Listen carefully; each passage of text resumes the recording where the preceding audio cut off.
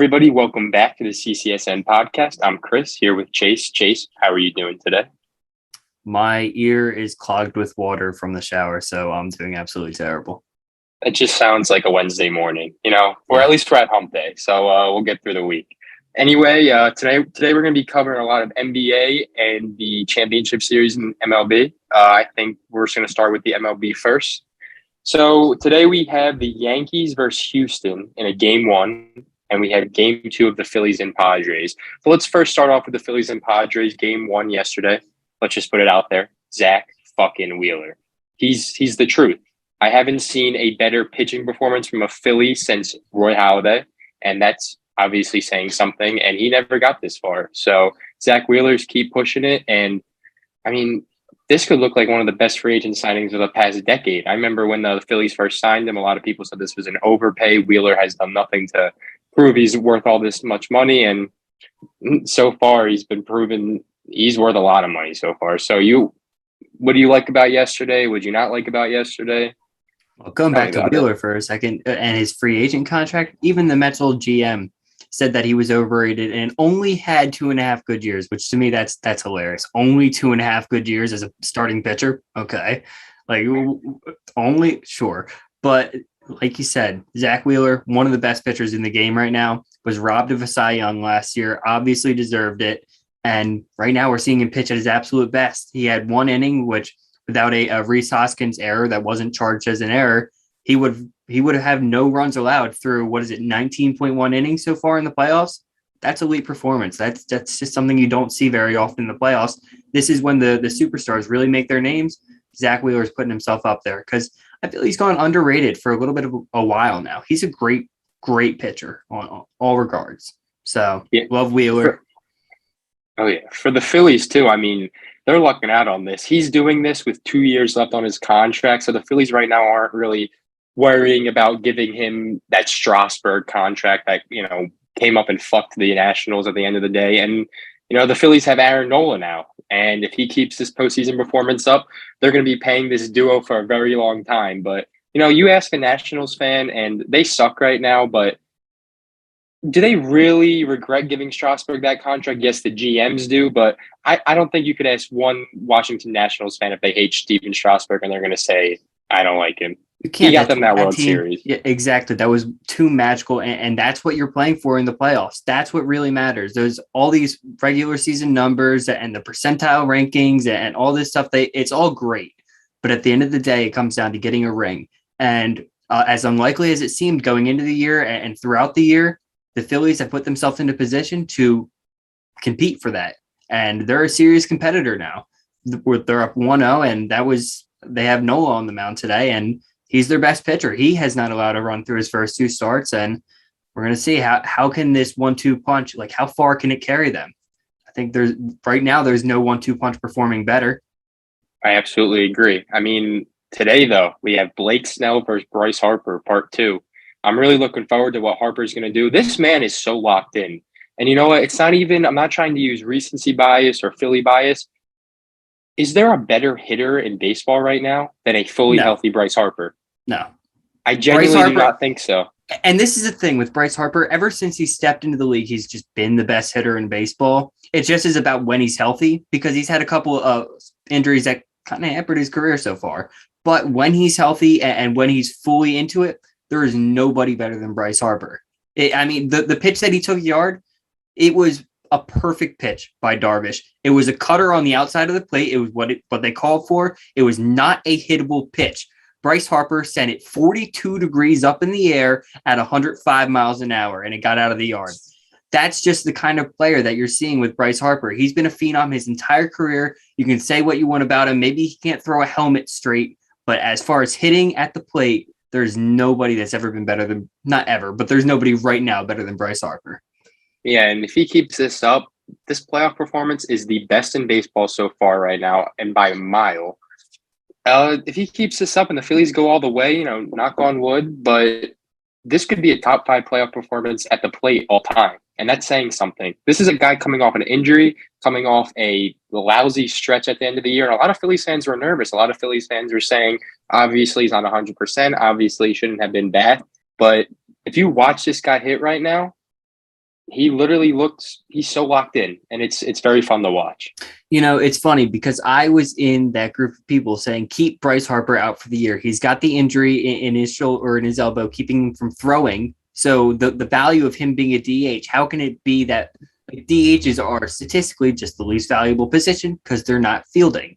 How can he be that valuable, especially when you've got a guy like Derek Hall who had been performing well from the left side of the plate, very well.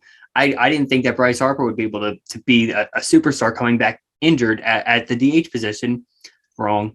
He is just an elite talent, and I can't say too many good things about this guy. There's nobody in the league that at the plate performs like Bryce Harper. Yeah, I mean, let's see if he keeps it up. Stupid locked in. You said it perfectly. That is what he is, and it's every time he's at the plate too.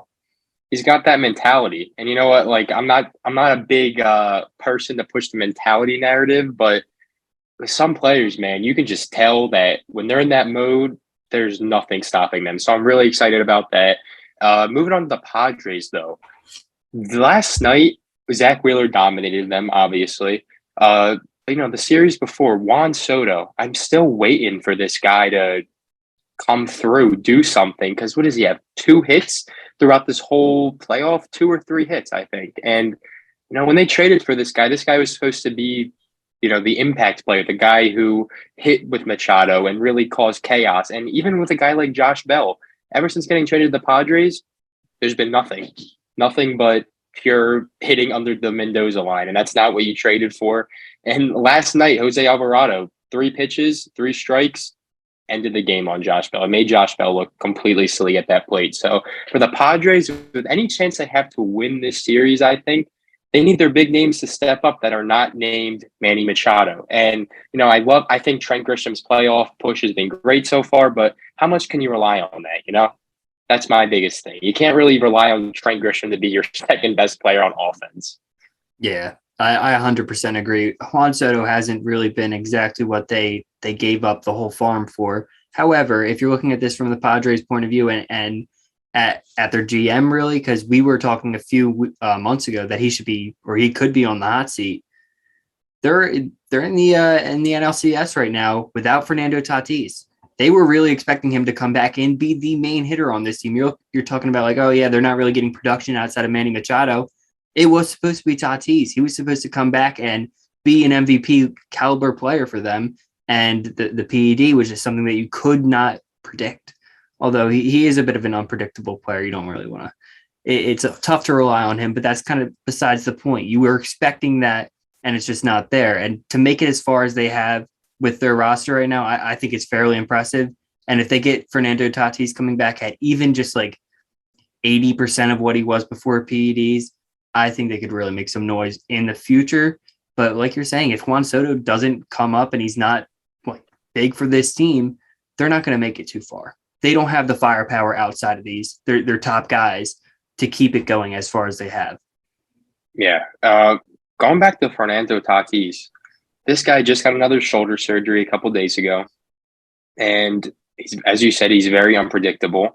When this guy got his suspension, when the news came out, Padres fans, Padres players, Padres management, they all threw this guy under the bus, deservingly so. Seeing where the Padres have got, seeing, what they have out of Kim now at shortstop. And, that was always the thing. Tatis should have never played an inning at shortstop because he was so bad. I could see a world where they trade him. And you know what? That sounds kind of crazy, but if you look at these interviews with players, they are very against him. That wasn't like, he made a mistake, hopefully he'll come back even better. No, it was none of that. It was just, he kind of fucked us over. And I could definitely see a world where if another team comes calling, they would definitely stay on the phone. So I think that's something to watch for. The package that you get for Tatis would it would be a huge package. So like that, I feel like my point, and I know you're not like arguing against the point, but I feel like they next year, no matter what, keep Tatis or trade Tatis, they're going to be loaded next year because I expect Soto to. I don't think he's as bad as he's looked this year. I think he's just kind of having he looks in between at the plate right now. Like he did the shuffle on a strike 3 the other day. which he's never done that in his career. He's never shuffled for a strike. I've tried to see people do it. All of them have been borderline, not that one. So I feel like there's just a little something mentally with Soto. He'll figure it out, I feel like. But going forward, the package that you can get for him, I think it could very much alleviate the pressure from what you gave up for Juan Soto. I absolutely agree. I'm looking at Tatis' contract right now, and It's a big contract. exactly, and it's a full no trade clause through 2028. And real quick, it's 14 years, $340 million. This guy just got, and all guaranteed. That's baseball. As I said, I see a world, and you just said the package you could get. It would they'd still be in position, and you'd still have a shit ton more money right now to go out and pay Juan Soto. So that's definitely something to keep an eye on. And that might kind of lower the trade value, though. Now that I think about it, $340 million is a bit of a big price tag on a guy that you want if you want off your team. I think the Padres would be asking for, one or two top guys, but a mix of guys who would be ready right now, because that's what the Padres are trying to do. But, let's talk about the NLCS, ALCS, that's for the offseason. My final prediction for this NLCS, I think Philly wins this one. I think the momentum right now is insane. I think the pitching right now, I think they figured it out. And I think Rob Thompson is the perfect guy for this team. I mean, a lot of Phillies fans yesterday were questioning why Zach Wheeler was taken out of the game, including myself at first. But then, Wheeler discussed it at the end of the game. He said him and Thompson were talking all game. Thompson comes up to him, asking him how he's feeling, if he can go back out there. And they noticed the velocity went down, and they took him out. And a lot of players respect this dude. And that's the biggest thing. Thompson says, no, Wheeler, I think you should come out. Velocity's coming down, and you pitched a hell of a game. And, Wheeler could have been like, what the fuck are you talking about? I barely have 80 pitches right now, and you want to take me out of the game. So I just think that respect factor that the Phillies players have for Thompson, it's going to take him a long way. I mean, this guy is just running this team like a well-oiled machine right now. I don't want to pick for the Phillies because I feel like that always. I hate picking my favorite team. I'll never do that. However, what I will say is today, Game 2 is the most pivotal game in the series for both teams. If the Phillies are able to go up 2-0 and go back home with a 2-0 lead, this series will be over. However, 1-1 gives the Padres life. It's Aaron Nola on the mound, so the odds are in Philly's favor right now. So I think that if I were to pick, which I will not do, I would go with the Phillies, but I'm not picking anything, so it doesn't matter. I like that. I like that approach. Stay safe. I don't think that Blake Snell is going to have a good game. I think that the Phillies are kind of out to get Blake Snell for kind of trying to end their season. Imagine if he hits another player. Imagine if he hits Bryce Harper today. I think there would be be a fight. Yeah, there would be a fight if Blake Snell were to hit somebody today. And honestly, I'd like to see Blake Snell get rocked for that outfit that he wore. I was going to say that. He deserved it after that $2,000 outfit that just looked like complete garbage. Probably more. But anyway. Way more than 2,000. The shoes were probably 2,000. He can afford it with that contract the Padres gave him. But I'm looking forward to this game today. Go Phillies. I don't care if I sound biased right now because I deserve this. We deserve this as Philadelphia fans. Let's see how long they can keep it rolling. On to the ALCS. I find this series a little bit less fun, not because I'm a Phillies fan, but just because I kind of feel like it's very predictable, this series. We have the Astros versus the Yankees. The Yankees coming off a short flight right to Houston, game 1 today. Houston has Justin Verlander on the mound, and the Yankees have Tyone on the mound. So, I think this game 1 is going to be a shit show for the Yankees. And if I'm being honest, I do not trust their bullpen at all. Their bullpen is very not good. I don't really have a word to describe them right now. They're very hurt. And I think Houston is just such a better team. I know who the Yankees have on offense, but this team just almost lost to the Guardians, who have 100 times less the payroll than the Yankees. And I just don't see a situation where the Yankees win. I think this series goes 5, and I think Houston takes it. Yeah, I'd agree. I think it's probably Houston in 5 or 6, but I do think it's a very fun series. It's going to produce a lot of clips for Instagram. I think that it's the rematch, and this is something that we've been excited for a while now. And I don't know. I think it's going to be fun. To give It's a not going to be a perspective, good series.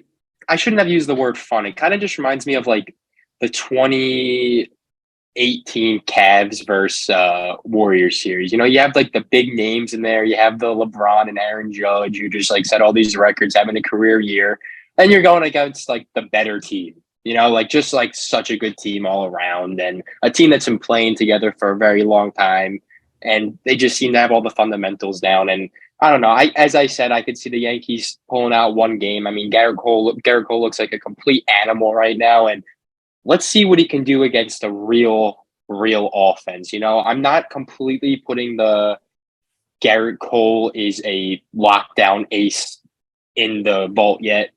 He beat a terrible offense, if we're being honest. Let's see what he can do against Houston. So that's kind of where I am right now with the Yankees, and I don't know. We'll see though. We'll see. Yeah, when Garrett Cole is locating his fastball, it's a thing of beauty, and he's been locating his fastball the past few starts and the slider as well. But like you said, he's not somebody that you can trust as just a lockdown starter, because there are those games where he'll leave one or two over the plate, and they just ball comes in fast, ball goes out fast. Yeah. That's kind of what it is with Garrett Cole sometimes. But I do like him when he's on. There's not many pitchers that are better than Cole, and he's got kind of that weird personality that you kind of like from a pitcher. All the best pitchers are like weird. I don't know if you saw the video of him in the clubhouse with the beer, the Budweiser, and he was just flipping it like that onto people, and then he took a sip and spit it out. He's like that guy at the party where it's like it's like the stick figure, and they're all out dancing at the party, and the guy in the corner, and he's like, they don't know I'm an ace. They don't know I'm an ace. Yeah, and that's who Garrett Cole is to me. But that's who you want as your first pitcher in a playoff game. He definitely has that, and again, I'm going to use the word, but he has that mentality. I mean, he doesn't seem scared, or he doesn't seem like he's under pressure, but the Yankees have him. I don't trust Nestor and as a elite game 2 starter against Houston. I mean, he's the longest he's win against Cleveland is 5 innings. In game 2 or 3, allowed 2 runs, and I just don't think the Yankees pitching staff has enough. I think Jordan's going to go crazy. And yes, I know Aaron Judge had 2 home runs last series, but my God, he looked horrible. I mean, he had a pretty good game yesterday. I think he had a single and a home run. So, I mean, let's see if he can keep it up. But I don't know. From your best player on offense, I got to see a little more than that. But, you know, when Glaber rocked the baby yesterday at the end of the game, I loved that, though, because, you know, we're both big Glaber supporters over here. Absolutely. He's going to end up leaving New York and being a very good player for about 3 or 4 years for another team. And then he's going to get like that underrated, and then he'll fall off. But he's going to have a 3-year peak. We're not there with Glaber yet. The best is yet to come with Glaber. I promise. He needs to just get that lockdown position. He just can't be all over the field. But you know, I'm always supporting my guy Glaber. Always have been since day one. And the Yankees do have DJ LeMahieu coming back for this series, so that would be that could be something, but probably won't be that much. He hasn't been that great this year. But anyway, as I said, I think Houston easily wins this series in 5 or 6. And you know, this is how I'm gonna close this argument. In a perfect world, you know, coming from a Phillies fan, coming from an MLB fan, I think the most exciting series would just be Yankees versus Phillies. Those 2 crazy fan bases, and that's what you want. You want to see like these 2 hated fan bases go at each other and make some noise, and that's what I'm looking forward to. And in a perfect world, that's what happens. But I think Houston takes it out. I would like to agree with that. Yeah, so we'll see. And we got game 2 and game 1 today, and a lot of good baseball ahead of us. Anyway, moving on to the NBA yesterday. First time in a while. And it was fun. It was a good watch for some quarters. When it comes to the Sixers, though, I felt like I was watching last year's playoffs, other than James Harden yesterday. James Harden, I said it on Twitter before the game. I thought he was going to have a fantastic game, and he looked fucking awesome on offense yesterday. Made some really good shots, but you know, James Harden yesterday with his defense, looked terrible. I don't know if you watched any of it, but the man wasn't really hustling. I know that's not what you're really doing in game one of the NBA season, but there were some plays where he just straight up gave up on it. And that's just something they had to Well, work on. but looking at Harden, the thing is, you said it, like this is not what you're trying to do in game one. And Harden, especially, Harden hustling in game one is a recipe for disaster. A hamstring injury is most likely to occur when you're diving for the ball on the floor, or you're trying to make a play that's not within your athletic capabilities. I'm okay with Harden taking a step back, because taking a step back and scoring 35, 8, and 8 in game one, and then still being able to do that and go and make the play in the postseason. But talking about the Sixers, there was nothing different from this team compared to years past. The issue is they've always just worked the ball from the outside in. They're more focused on getting Embiid the ball in the high post and letting him draw a double team and make a read from the double team. But Embiid has never really been that good against the double team, which it results in him having a really high turnover rate for a center, which is not something that you want. And it puts a lot of pressure on the role players, on Tobias Harris to knock down shots, on DeAnthony Melton to knock down shots, on Tyrese Maxey to knock down shots, who's great. I love Tyrese Maxey.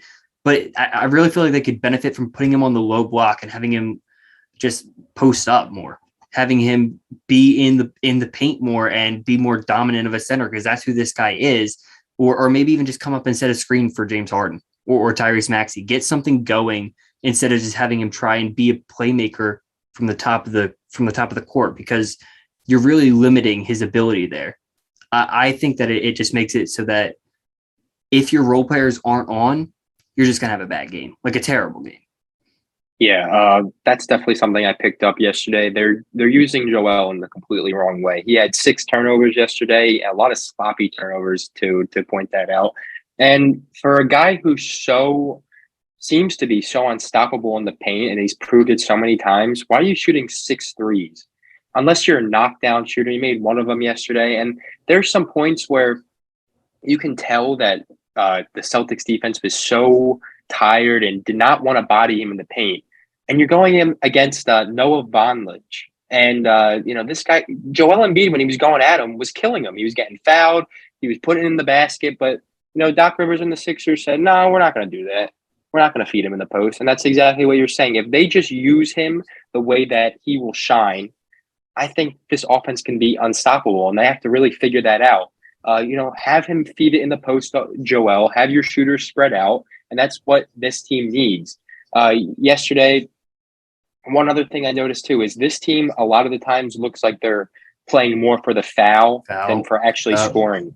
And it's annoying. It's annoying to watch the basketball. That's part of it too. When Embiid is lining up at the top of the court and he's at like the foul line and trying to make a move, he's in full momentum going to the basket instead of having his back to the basket and able to make a move and overpower somebody. Putting him in a position where he has to dribble twice to get to the basket is not a good thing. It's what they've been doing with Embiid for years, and it frustrates me watching it because it makes it look, or it puts him on the floor way more often than he should be on the floor. And part of that is on him. He flops around like a fucking fish sometimes, and it gets annoying. But if you were to just put him into a position where he's under the basket and able to make those moves, and maybe occasionally just come out and set a screen so that you're not dribbling the ball, you can just make a normal person move to the basket, not worrying about trying to shake somebody or something, it would be so much easier. And that's what they do with a lot of other centers. That's how Bam Adebayo plays. You don't see Bam Adebayo catching the ball in the mid-range and trying to make a move, because that's just not how that's not how centers can operate in the NBA, especially not centers with foot, back, eye, shoulder, knee problems. Like everything exactly. problem. You don't want to take that extra risk with Joel Embiid, and Doc Rivers doesn't seem to have the mental capability. Sorry, Doc, but he just doesn't seem to be able to create an offense that revolves around Embiid's best capabilities. And Brett Brown wasn't able to do that either. We have not seen somebody do it with Joel Embiid. So maybe there's something else there, but the physical tools and everything else tells me that he is absolutely capable of being an inside dominant center. I think that they have to work on getting inside more, as you said. And when they give it to him in the mid-range, they just got to do more pick and roll, pick and pop, and that's what I got to see more. As you said, I don't want to see this guy doing 10,000 dribble moves before he goes to the paint, goes into the paint, just tries to draw the foul most of the time for what I see him at. And it's just not working. And if they keep this up, legit, in reality, I just see a world where Joel gets hurt. Because there were like 5 times yesterday where he was rubbing his knees, or he does that dumb shit where he'll literally just try to block a shot after the play's called, or just he'll flop, as you said. And this is how you get hurt, Joel. Like, have you been playing the playoffs for the past 4 years? You know, where you get hurt every single series. And I love Joel Embiid, but as much as the Sixers coaching staff has to be a little smarter with him, he has to be a little bit smarter with how he's playing. And, you know, he's been in the league too long now to have to get this told to him, I feel like. Yeah, it's kind of just that thing. If you're never going to learn, you're never going to learn. We just might be getting there. And it's a shame because Joel Embiid's career is not going to look as good as it should because he's got 0 first-team All-NBAs, despite having a second-place MVP and a third-place MVP finish. And that, for whatever reason, people take that into account way too much, that kind of stuff, and those accolades. They might not be able to look back on this season with the context that it should, or his whole career with the context that it should. But I do think they're going to win a lot of games this year because I think that, and that's if they continue to play this way, because it's the way they've played for 3-4 years in a row now. And it wins you 52 games in the regular season, and it wins you the first round playoff game. But then you're hurt. Then you lose in 6 in round 2. Then Embiid's wearing a mask, or Embiid's got the flu. Or I mean, when Markelle Fultz literally injured Embiid, like it's just never. There's never going to be a time where Joel Embiid is not injured. It's somebody else, himself, or somebody on his team. I've seen it happen a million different ways. It's not like we're just. With some players, you're just guessing with injuries. With Embiid, you kind of know. And it's kind of sad, but you just know at some point this year he's going to get hurt. And they're not doing what they need to do to minimize that and neutralize that.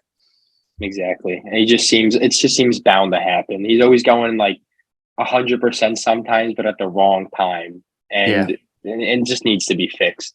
From the Celtics yesterday, Jaylen Brown and Jason Tatum looked like that dynamic Michael Jordan, Scottie Pippen duo that they've been said they've been on Twitter the past couple of months.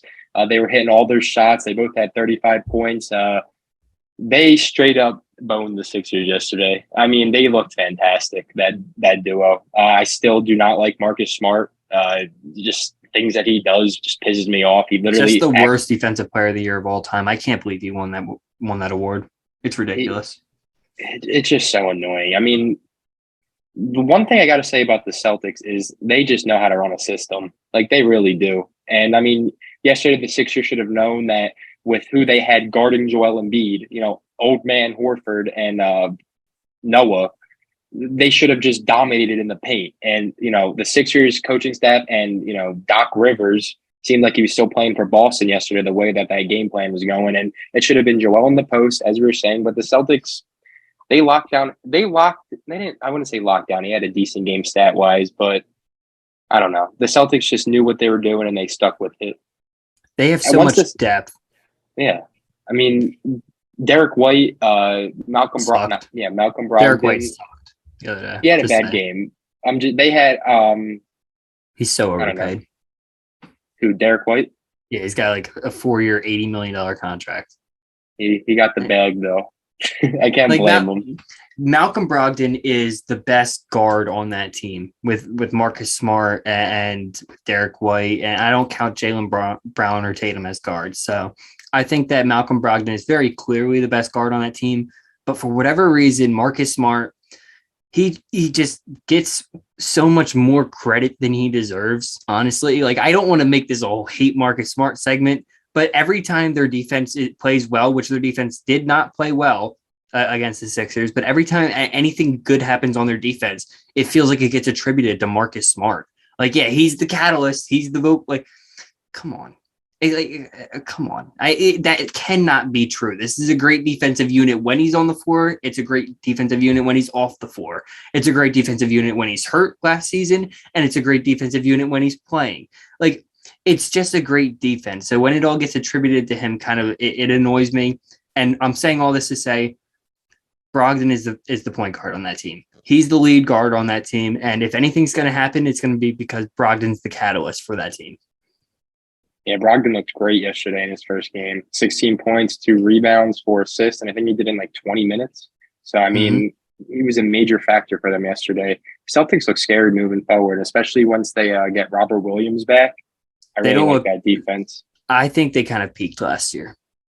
I don't think they can do any better than they did last year. They went on a miracle run towards the end of that season where they were not losing any games. Every single player was shooting above their career averages by like 5 to 10%.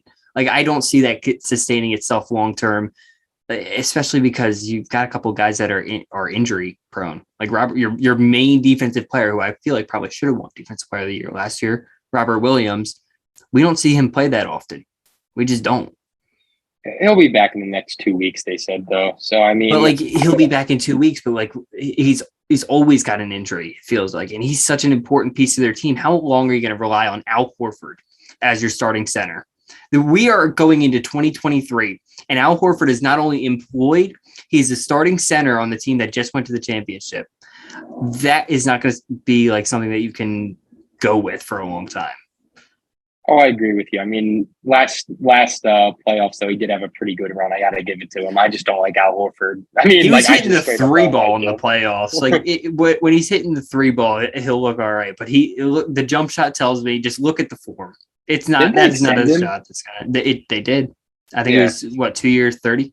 Something like that. He's 36 years old, and I mean that just points it out again with Joel Embiid. I'm not trying to go back on it, but when you have a 36-year-old Al Horford guarding you, like why are you standing at the 3-point line like that? I'm sorry, I just needed to point that out again. But yeah, from the Sixers, I think there's some things you got to fix. I think you got to get Tyrese Maxey more involved. He has to drive more. I mean, yesterday when Maxey was actually doing things with the ball in his hands, he was producing. I mean, either driving, he made some deep threes, but that's another thing. Sometimes Maxey will just shoot like a very deep 3, and I'm like, what is this? Like, what are we doing here? Like, he has a good shot, but there's just sometimes where I'm like, relax. I understand it because every time he does it, watch how he's reading the defense. It's when a guy starts crawling up on him and starts taking away the driving lanes on both the right and the left side, and the shot clock's winding down. That's when he chucks them, and it's something I didn't learn this on my own. Trust me, I saw this on Chris Haynes' basketball thing, but that is when he starts to chuck them. So, yeah, I mean, Maxey, I trust him to be much better. He was like invisible until the 4th quarter, but he's a very talented player. We saw the talent, and I think it was a bit of a tough matchup for him because the guards and really just the defense of the Celtics is just great. But something that I wanted to make a note of was 0 minutes for Matisse Thybulle. Yeah. This was a guy that, yesterday or 2 days ago, I think was the deadline to, reach contract extensions with guys who are potentially restricted free agents. There were a lot of people saying that Thybulle got robbed of a contract extension. Like, I don't get it. I think the Sixers should have just traded him in the offseason. I think they're going to have to soon. I think they're going to have to soon as well. That's the thing, though. He has no spot, but is he getting is his value getting any higher right now? It is just stinking, and I think you could have got something a little better in the offseason. As we get into the year and players start to get injured is when certain guys value. I think that might be what because there might not have just been the trade there for him. There might just not have been anything there because what was Thybulle's value this offseason after we saw that playoff performance from him last year and the fact that he didn't improve at the 3-point line. So, yeah, his value is not getting any better. I don't think it's sinking. I just think you should have started him somewhere else. I feel like, you're going to wait till the deadline now, maybe use him in a package or something if that's what the Sixers are looking to do. But I don't know. I feel like it should have just been a fresh start to start the year. To that point, how many times are the Sixers going to try and make these deadline moves to fix their team instead of do it in the offseason? Because every time you do that, you only allow yourself so much time with that version of the team, and it's kind of that can cause some issues. It was you got the excuse last year. Oh, Harden came in midway through the year. You can't really do that every year. And then there was, my favorite contract of the offseason, the PJ Tucker contract. The dude looked not good yesterday. He could not hit the corner three. That's why we brought him in. And James Harden probably should have had like 16 assists yesterday if you were like genuinely watching the game, especially in like the first half. This dude found so many wide open, good shots for a lot of players, and they were just not making it. Like it was just like, could not hit the corner three, could not hit this shot, could not hit that shot. And it was very sloppy. And, once the Sixers stopped hitting shots, the Celtics just ran away with that game. A lot of people overreacted to this, especially in basketball, man. We're overreacting to game one. Like we're it's every like, what year, are we doing? man. It's just so annoying. Like the Sixers last year, I mean, they started off shitty, and you turn it around. They were a shitty team last year. They were, but they started off really bad though. Like it was bad, and they went on a little run out of the playoffs. Yeah, so I mean, I don't know. I mean, Tobias Harris looked decent for like 10 minutes yesterday, so I guess that's a little something you could take light of for paying him like $40 million. On the Celtics note, though, they looked very good. They moved the ball well, played great defense, and they didn't seem to lose a step without their coach. So the Celtics, they just got a great system, as I said, and that just seems to be very, very truthful. I mean, this guy's played under, or he coached under Brad Stevens. He coached under, what's his name? Can't think of it right now. Their head coach, Celtics, who just got fined. Or just got Udoka. Yeah, he's played under both of them. Coached under both of them. Yeah, I couldn't think of his name right now, but he knows the system. He knows how to run it, and I think they're going to be just fine, honestly. And I feel like if they're a top 3 seed and they see some playoff success, I think potentially he could be the head coach for the next couple of. I think he could take the spot. Yeah, I don't think Udoka's got that staying power. I don't think he's that kind of a great coach. There were people talking about him getting fired midway through last year. So I don't think he's that kind of a coach that's got the staying power. But that's about all I've got to say on that game if you want to move to the late night. I'm ready for that game. Lakers, as we said, they just don't look like they have it. Who builds a team like that? We know who LeBron and Anthony Davis are. Like we know who LeBron and Anthony Davis are. These are players in their 30s. These are vets. These are superstar vets. We know how to build a team around them. Everybody in the NBA world has been like keeping an eye on these guys. You build this team with shooters. And what do? You build it with Lonnie Walker, 34% three-point shooter for his career. Russell Westbrook, 30.5% for his career. Pat Beverly, 37%. That's the best on the list. Kendrick Nunn, 36%. JTA, 35%. And then here's my personal favorite, Austin Reeves, your resident white boy, 31.4% from three. These are terrible shooters surrounding LeBron James and Anthony Davis. And Anthony Davis himself probably has the most broken jump shot in the NBA right now. I have not seen this guy make a jump shot in a long time, and he attempts 7, 8 to 10 of them a game. Outside of that, Davis looked great. His jump shot looked terrible, but he looked like the interior force that he was before. So did LeBron. But the entire makeup of this team is just a joke. And they just extended their front office for another 5 years. So I think that if they want to get serious, you make the heel Turner trade for Westbrook. Westbrook does not want to be there. It's obvious. He was talking about how he's upset coming off the bench in game one, and that's why he tweaked his hamstring. All right.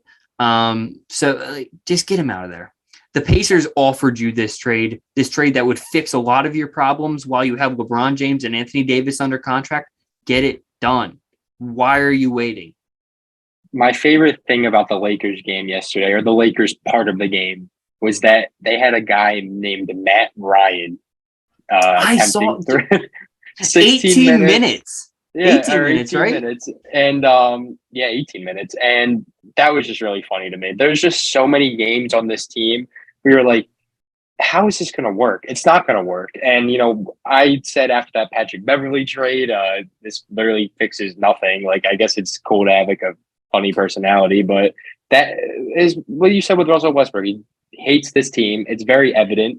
And yesterday during the halftime, Charles Barkley literally was talking about it like the whole time. It looked like he was about to cry talking about Russell Westbrook yesterday. I was kind of like, all right, Chuck, like relax a little bit. But he is made it right. He's right, but I'm just saying it was kind of funny how into it he Oh, was. it was But hilarious. It was like and hilarious. like everyone else on the crew, Kenny, Shaq, they were all just laughing at him. They're like, all right, like relax. But it's very clear he doesn't want to be on this team. They made the Patrick Beverly move, which like is kind of just fuck you to Russ, Literally. This is the and guy like that dove at Russell Westbrook's knee and tore his ACL. That they brought him in to start over him.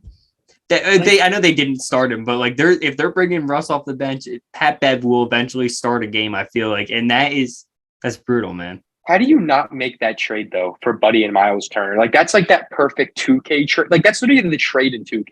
Like if I'm wrong, like am I wrong? Like that's like the trade No, that you always want that like works. And like I'm not saying it would like work the same way. Like you're not going to win the finals, well, but gives here's them the a funny damn better part. chance.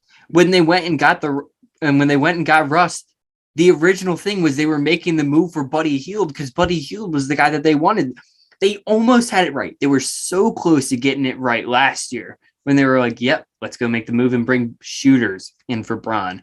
And then they were like, well, Russell Westbrook averaged a triple-double. And then Wasn't they it? were like, Wasn't it Kyle Kuzma for Buddy Hield and Harrison Barnes? it was Kuzma and it was the Russell Westbrook pick or the Russell Westbrook package for that. And they Like ended up that, trading the exact same package for Westbrook. isn't it crazy that like a lot of people thought that the Wizards got robbed in that trade? They were like, "Wow, like the Lakers absolutely robbed them," and like the Wizards are just laughing at them right now. And I don't know. This just needs to end. This whole relationship, like, do it now. Why are you gonna wait? And you know what? Like, I don't see a world where Russ is on this team at the end of the trade deadline. It's But damaging for Russ because he's not a bad player anymore. Like he's no, overpaid, he's not worth his contract, but he's not a bad player. Like I hate seeing this. I love Russell Westbrook when he went I up there hate the. and threw down that alley oop the other day. I was like, yeah, this is you. He's very obviously still got some athleticism in him. He's very obviously a decent scorer and a fairly good playmaker at times. I had to, but he can be a good playmaker for a team when he's in a role that he's comfortable in. He's not in a role that he's comfortable in right now. He's not the main facilitator for a team. So I feel like you can put Russell Westbrook on a team and see him be much better than he is right now, but it's just not really working, and they're just dragging it out almost despite themselves and him. It feels like. Yeah, the biggest thing with the Lakers is just how the hell do you extend this front office 5 more years? Like, are we really riding that bubble ring like that far? Like, I don't know. There's just so many things wrong with this Lakers team, and right now they look like a team who, maybe they play in the play-in, but that's really it. I mean, when you have LeBron James and Anthony Day-to-Day Davis on your team, you're bound for the 8th seed, maybe. So we'll see. But moving on to the Warriors, this team looked like the team we all thought they were going to be last night. The ball movement was crazy. Everybody was shooting the ball. Jordan Poole had that one assist to Draymond where the whole crowd went crazy. But you could tell that their relationship, especially on Yeah. Jordan Poole's side, is strictly business. Like he didn't look him in the eye. Like he gave him his high five, but you could tell he wants something to do with him, really. And that's very understandable. And Jordan Poole is handling this like an absolute, like a man, like absolute man. He's doing his Like a thing. professional. Like that's the word I should have used. But I don't know if you saw it, but it was so fucking cheesy yesterday. Like it was before Yeah. the game, and The that Draymond apology video or like how the did explanation. how did that get aired?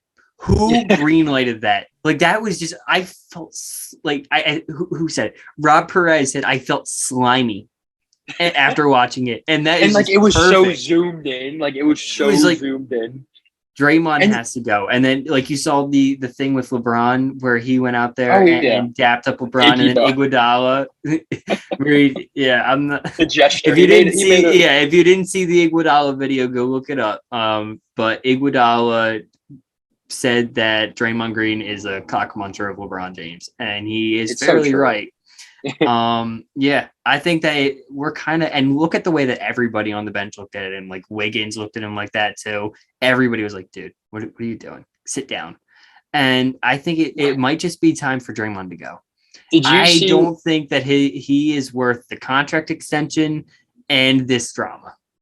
Oh, the Jordan Poole contract extension kind of put that in the books. I think Yeah, that was kind of they gave him more money too. I feel like than they would have if he didn't get punched in the face. I feel like that was part of the fuck you to Draymond Green. I'm serious. I really do. Like I they think that paid him to be quiet.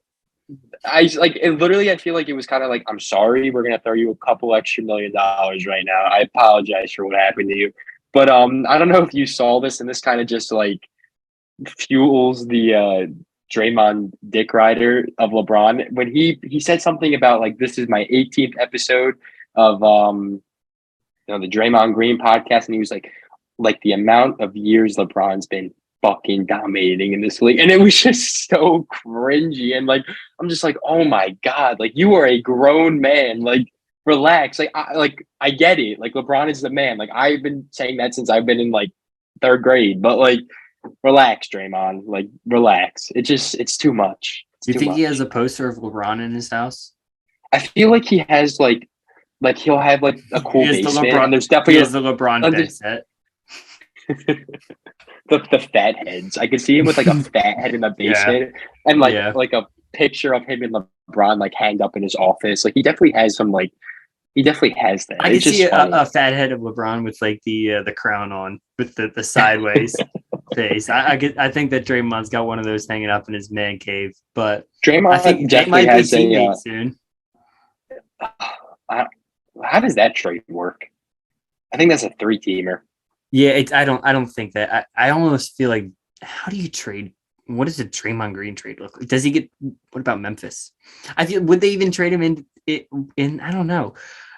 It'll tell me what the Warriors feel about Draymond Green, how and what they trade him for. Because if they trade him to the Eastern Conference for a good amount, I'll say, oh yeah, well they think that Draymond is still a very good player, and he was a good player. But if they were to trade him to like Memphis or LA and be like, hey, we don't really give a fuck, Draymond, go to our competitor, we'll still beat you because you suck and you were only good because of us.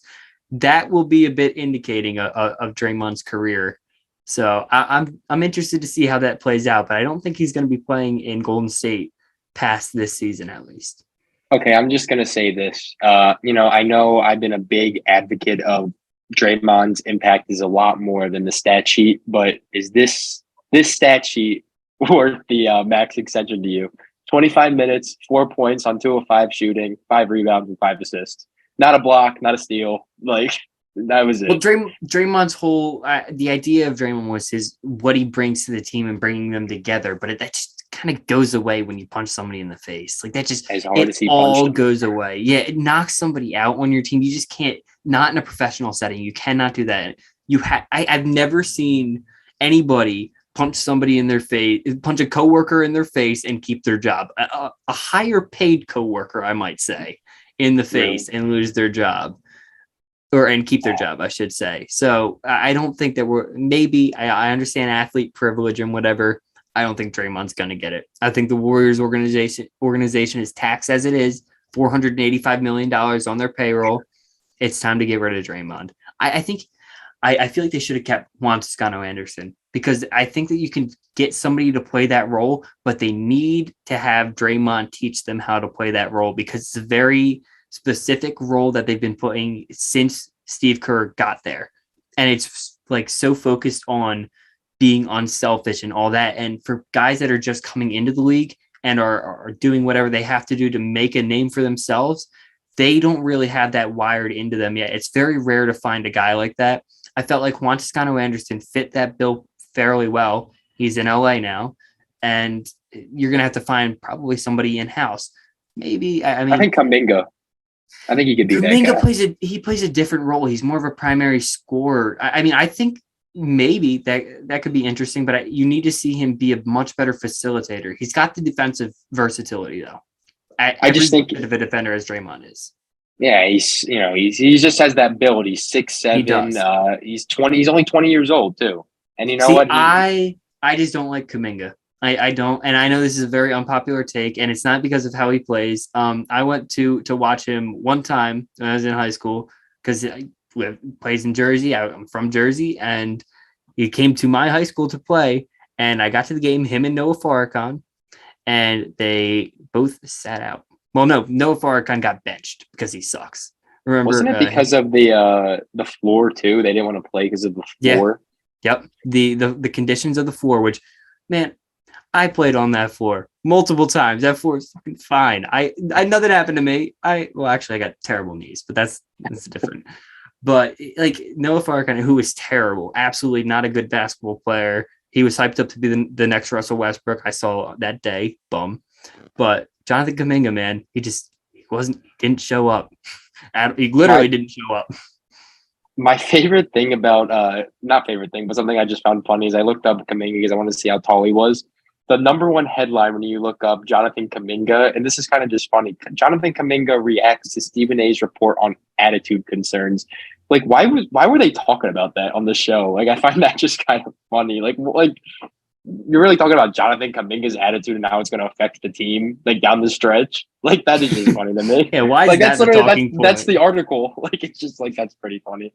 But yeah, I think Kuminga could be if he's taught the role, I think he could flourish in that role. Honestly, I think he's more athletic than Draymond, and it just comes down to the attitude. The thing is, you're kind of losing time. You weren't expecting Draymond to exactly punch Jordan Poole. You were like, I feel like a guy. You weren't like, expecting it, but no, I don't think Jordan Poole was either. Marquise Chris could have been a good fill-in guy for that role. I feel like I liked Marquise Chris in the Warriors system. He felt like he fit the culture. The way they talked about Chris, the way Steve Kerr in particular talked about Chris, I felt like that was a perfect fit. And then he just ended up signing. Where's Marquise Chris at nowadays? He is a free agent. I just looked that up. 25 years old. Are you serious? Marquise Chris is way too good to be a free agent. I gotta put that 25 out there. too. That's crazy. He's genuinely good. Am I tripping here? Because like he was a top 10 pick. He and I know like not all top 10 picks are good, but he's shown a lot of flashes: athleticism, shooting, defense, rebounding. Like I'll take that from a 6'9" big. And like a backup big role, he can't find that in this league, right? That's interesting to me. I'm having fond memories of like he had like attitude problems, but like I think that whole like attitude problem thing is so overblown in sports. He had attitude problems when he was on the fucking 17-65 Phoenix Suns. Like, yeah, I would have too. I'd have attitude problems too. And then everybody in Golden State, every single player there, like swore that he was one of their favorite players on the team and all that. And now he's doesn't have a job. Weird. I don't know, man. Maybe I'm missing something here, but I feel like if you want that Draymond replacement, sitting in free agency, then that's the thing. Like, I mean, like, yes, like I know it comes down to a lot more mental with the Draymond role, but you can't find that one guy. Like, I'll come be that guy. I'll have that attitude. Like, there's got to be a guy out there who can do it. You know what I'm saying? Right. And like, there are, and like, I don't know.